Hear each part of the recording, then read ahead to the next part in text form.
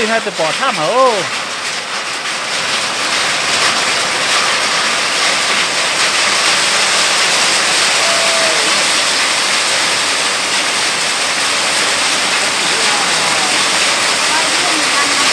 đúng mà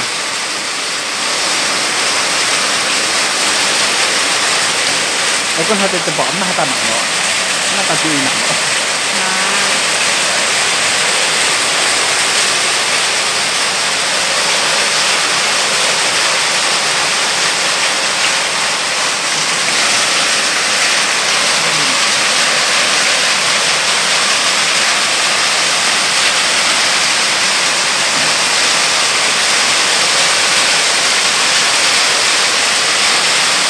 hôm nay mưa đá rồi mưa đá to quá nhiều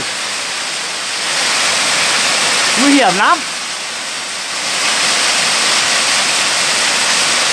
sáng phá hết cả thân rồi kia kìa sáng hết kìa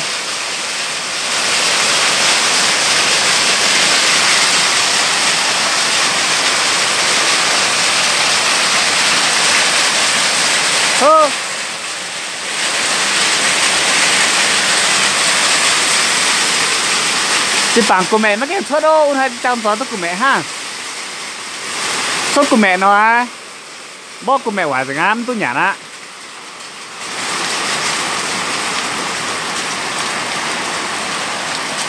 vì khá đâu là bỏ tham cơ mà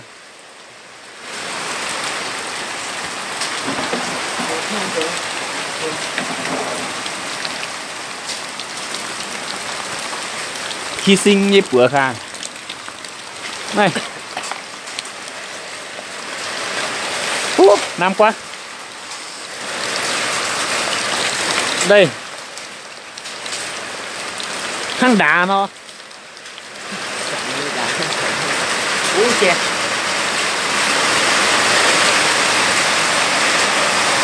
rồi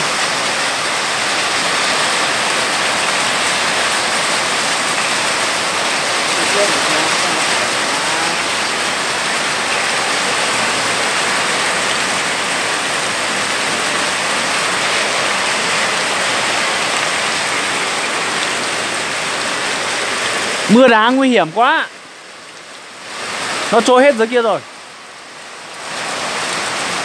đây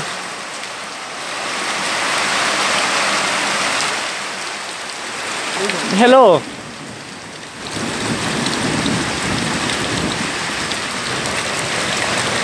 oh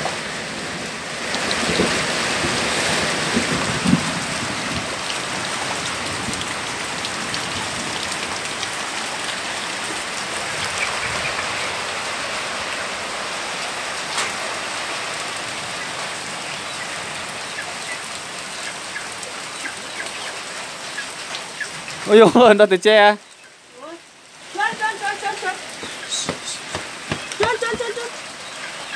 kệ đi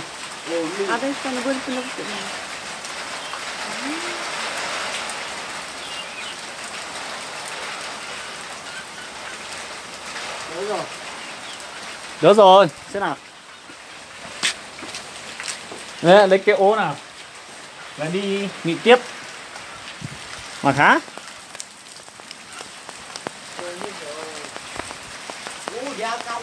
ôi rồi bây giờ tham qua mà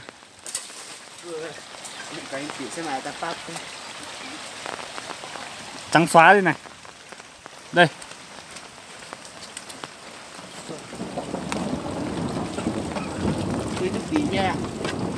đây đây đó tham qua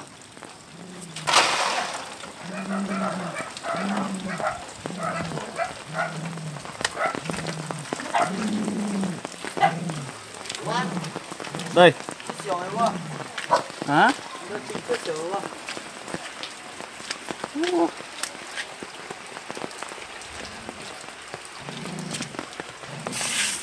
ồ thế à mình thôi nó tụt phun đấy không có kết nối không có kết nối.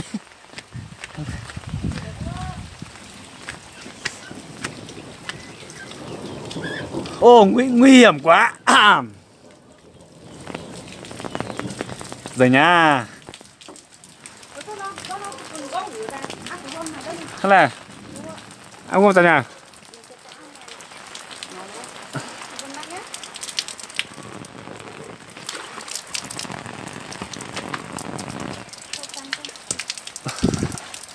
Nguy hiểm quá, hôm nay mưa đá. À, đây này.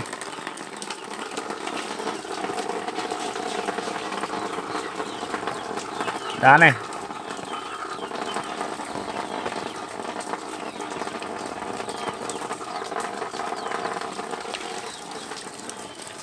Trắng xóa hết. Hả là cơ. Bị đạn gì đám mày đo cái này kết nối.